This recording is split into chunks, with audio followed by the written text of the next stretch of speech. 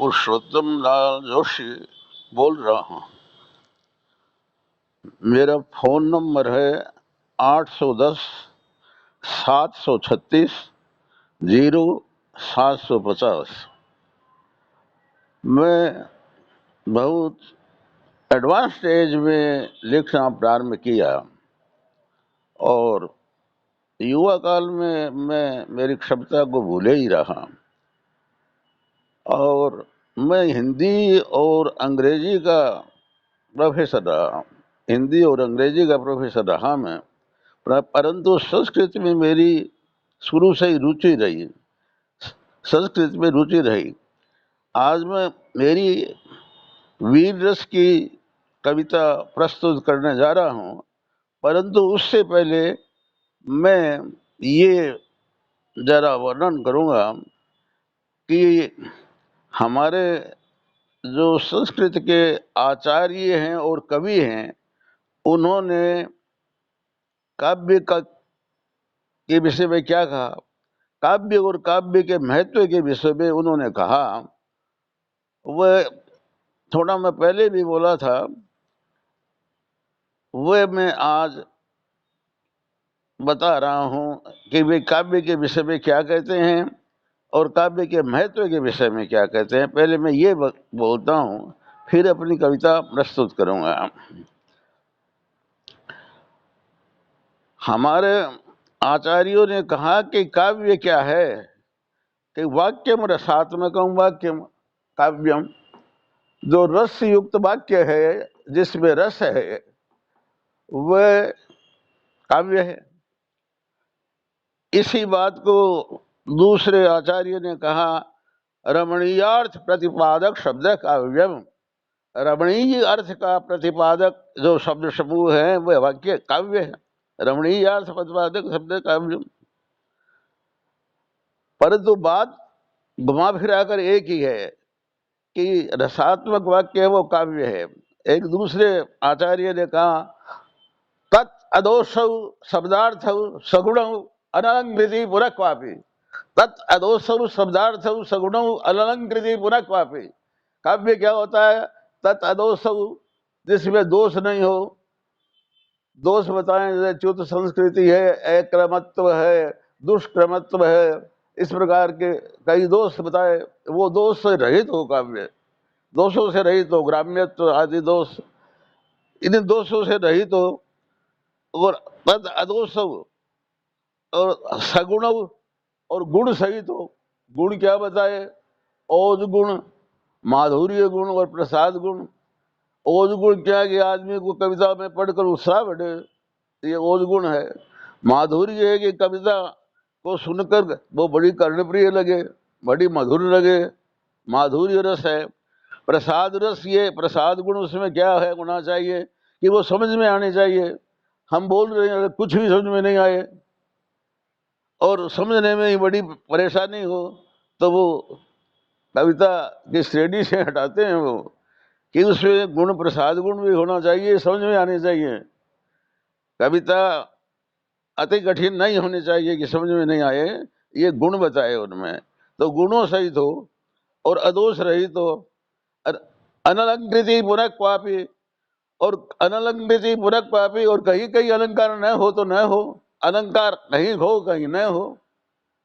एक आचार्य ने कहा कि अलंकार कहीं हो कहीं न हो, लेकिन दोष रहित और गुण सहित और अलंकार कहीं हो कहीं न हो, ऐसी जो वाणी है वो काव्य है।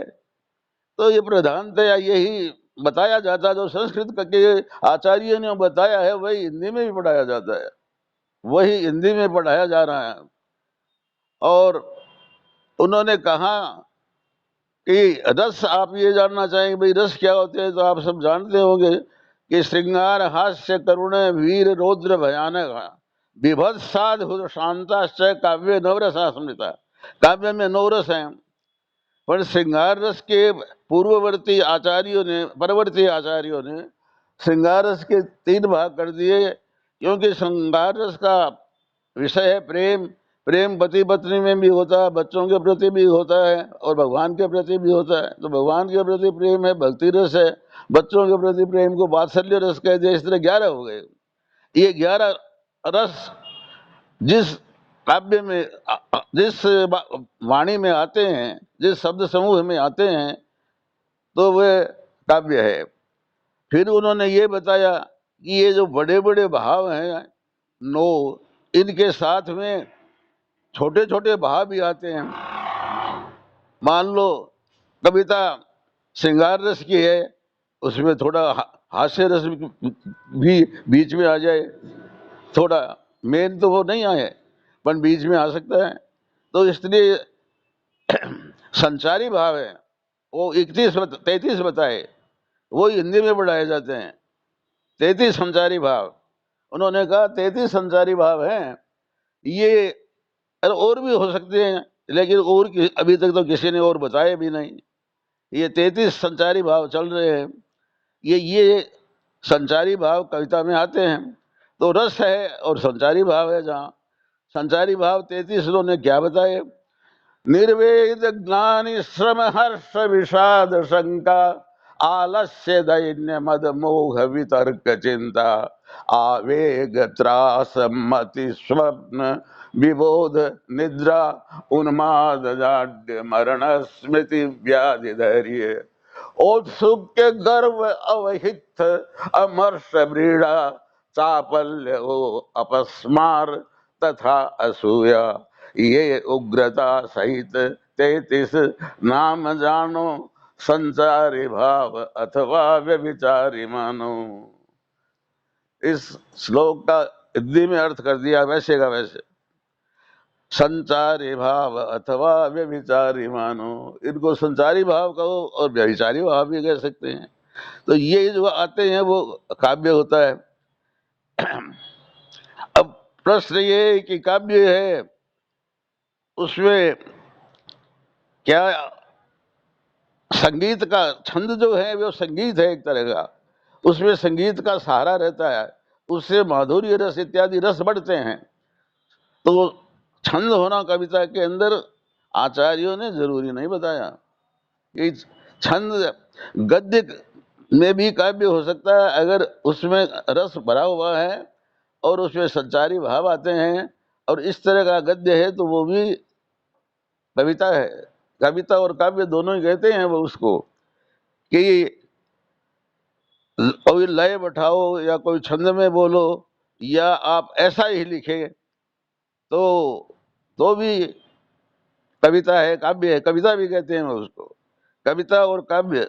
वैसे आजकल शब्द प्रचलित है गद्य काव्य, गद्य में काव्य होता है। तो इसका सबसे बड़ा कारण क्या है कि संस्कृत में बाण भट्ट ने कादम्बरी लिखी, तो कादम्बरी सबके सभी गद्य में है, कादम्बरी सबके सब गद्य में है। फिर भी कादम्बरी लिखने वाले बाण भट्ट को कवियों में शेर बता दिया। कवियों में शेर है। उन्होंने क्या कहा? श्लेषे केचन शब्द गुंभ विषये केचिद् रसे चापरे लंकारे कतिचित् सदर्थ विषये चान्ये कथा वर्णने आसर्वत्र गंभीर धीर कविता विंध्याटवी चातुरी संचारी कवि कुंभी गुंभ विदुरो बाणस्तु पंचानन। कहा श्लेष से, कुछ तो श्लेष में अच्छे होते हैं, श्लेष से केचन शब्द गुंभ विषय, कई शब्दों का गुंफन बहुत अच्छा करते हैं। कई चीज रसे चापरे अलंकार, कोई रस में प्रसिद्ध होता, कोई अलंकारों में बड़ा भारी सिद्ध हस्त होता है। तो ऐसे गिनाई है, कोई किसमें होता है, कोई किसमें होता है। लेकिन आसर्वत्र गंभीर धीर कविता विंध्याटवी चातुरी, लेकिन सब जगह कविता रूपी विंध्य अटवियों में संचरण करने वाला और कवि कुंभी कुंभ विदुरो, कवि रूपी हाथियों के कुंभ स्थल को विदीर्ण करने वाला, कवि रूपी हाथियों के कुंभ स्थल को विदीर्ण करने वाला बाणस्तु पंचानन है। बाण तो शेर है, बाण को शेर बताया। और वो लिखते हैं, लिखा है गद्य में। और वाण इसलिए ये भी कहा गद्यम कवि नाम निकषम वदंती, गद्य को कवियों की कसौटी बताया है, क्योंकि छंदों का आश्रय लेने से संगीत के सहारे से रसात्मकता भी आती है, लेकिन गद्य को रसात्मक बनाना और उसके अंदर संचारी भावों का संचरण होना सरल बात नहीं है। तो ये कहा कि गद्यम कवि नाम निकषम वदंती, गद्य कवियों की कसौटी है। गद्य को जो कैसा बनाते हैं वो बड़े कवि हैं, कवि बताया। और बाणभट्ट के बारे में ये एक दो युक्ति है, ये भी प्रसिद्ध है, जो उनको बड़ा भारी कवि प्रसिद्ध करती है कि कादम्बरी रसज्ञानाम आहारोपि न रोचते, कादम्बरी को जो रस लेकर पढ़ते हैं उनको भोजन की सुध बुध नहीं रहती। कादम्बरी रसज्ञानाम आहारोपि न रोचते, कादम्बरी रस भरेण समस्त एव मत्तो न किंचिदपि चेतयते जनोयम, कादम्बरी रस भरेण समस्त एव मत्तो न किंचिदपि चेतयते जनोयम। कादम्बरी को रस लेते लेते पढ़ता हुआ मस्त हो जाता है। न चेतयते जन, उसको परिदृश्य की बस का भी भान नहीं रहता, इतना मस्त हो जाता है उसको पढ़कर। और एक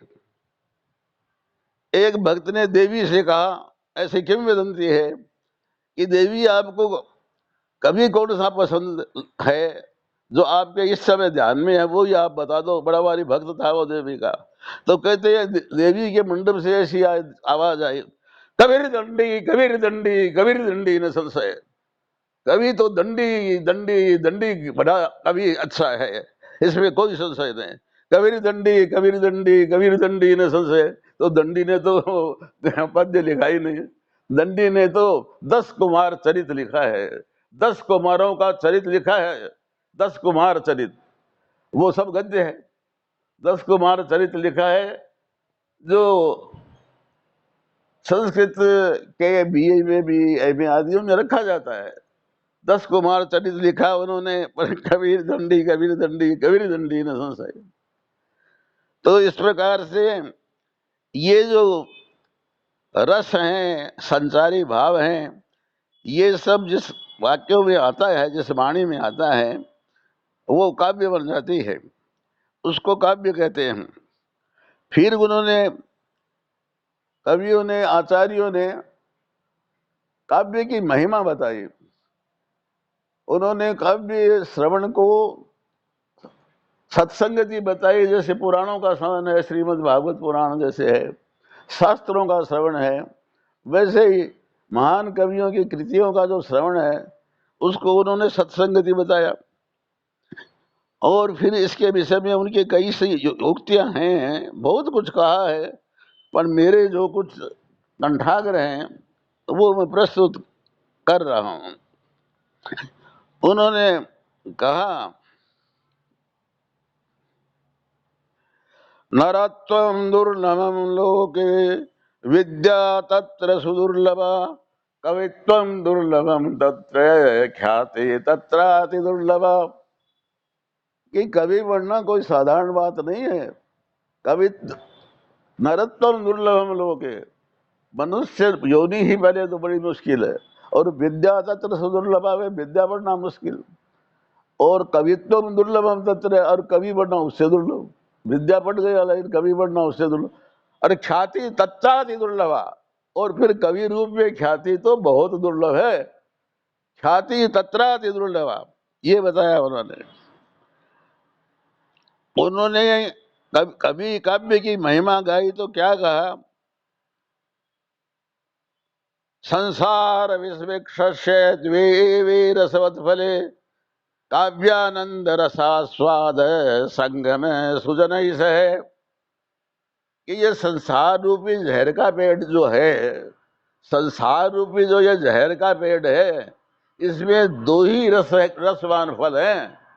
एक तो काव्यामृत रसास्वाद है, काव्य रूपी अमृत का रस पीना और संग में सुजन से, और सुजन जो सज्जन आदमी हैं उनके साथ में समागम होना। तो कवियों की विशेषता में उन्होंने कवि को महत्व दिया है और कवि हृदय को बहुत सज्जन व्यक्ति बना है। तो ये दोनों चीजें काव्य संगोष्ठी में होती है, जहाँ काव्य की चर्चा होती है, जो काव्य बोलते हैं, उस समय इस तरह का वातावरण बनता है जो उन्होंने बताया। ये बात महिमा में कही और कहा, काव्य शास्त्र विरोधेन कालो गच्छति धीमता व्यसनेन च मूर्खाणां निंदया कलहेन वा। काव्य शास्त्र विनोदेन, काव्य शास्त्र रूपी मनोरंजन से कालो गच्छति धीमता, बुद्धिमान लोगों का समय बीतता है, और व्यसनेन च मूर्खाणां निंदया कलहेन वा, और मूर्खों का समय बीतता है व्यसन में या कोई की निंदा करने में या कलह में बीतता है। तो काव्य श्रवण एक सत्संगति का विषय है। और जो उन्होंने ऐसा बताया, उन्होंने बताया बहुत से लोग ऐसे हैं जिन में ये सब विशेषता नहीं होती, वो काव्य के श्रवण में कोई रुचि नहीं रखते, उनका जीवन ही और ही तरह का है, उनका इस तरह झुकाव ही नहीं होता, काव्य श्रवण करने का जो काम नहीं होता। उसको उन्होंने बताया कि वे लोग एक पशुतुल्य ही है, वो लोग जो इस तरह का है, जिनकी रुचि परिष्कृत नहीं है, उनके विषय में उन्होंने जो कहा, ये शाम न विद्या न तपो न दानम ज्ञानम न शीलम न गुणो न धर्म ते मर्त्य लोके भूरि भारभूता मनुष्य रूपेण मृगा सरंती। ये शाम न विद्या, जो न विद्या पढ़ते हैं, ये शाम न विद्या न तपो न दान न ज्ञान न धर्म न शील इत्यादि कुछ नहीं है। ते मर्त्य लोके भूमि भारभूता, वे इस मर्त्य लोक के अंदर पृथ्वी पर भारभूत हैं, पृथ्वी पर मानो बोझ ही हैं। मनुष्य संज्ञा क्या माने उनके, मनुष्य रूपेण मृगा चरन्ति, मनुष्य रूप में मानो हरिण चल रहे हैं, मनुष्य रूप में मानो वे हरिण है, हरिण चल रहे हैं, ऐसा कहा उन्होंने। और क्या कहा उन्होंने, कवि करोति काव्यानि रसम जानाति पंडित है। कवि काव्य करता है और उसका रस जो ग्रहण कर लेता है, आनंद से बड़े रुचि से समझ लेता है, तो वो प्रबुद्ध है, वो पंडित है। नहीं तो प्रवृत्ति नहीं बनती और नहीं समझता है। अगर वो समझता है तो वो भी प्रबुद्ध व्यक्ति है। प्रबुद्ध व्यक्ति हुए बिना काव्य को समझ ही नहीं सकता। और उन्होंने क्या कहा, असारे खलु संसारे कबीरेव प्रजापति यथास्मै रोचते विश्वम तथेदम परिवर्तते। इस असार संसार में मानो कवि विधाता है, यथास्मै रोचते विश्वम, जैसा उसको विश्व रुचता है वह वैसा उसे परिवर्तित करता रहता है। जिस तरह के वो काव्य बनाता है लोगों पर वैसा प्रभाव पड़ता जाता है, और समाज में वो परिवर्तन करने वाला भी है, समाज में वो परिवर्तन करने वाला है।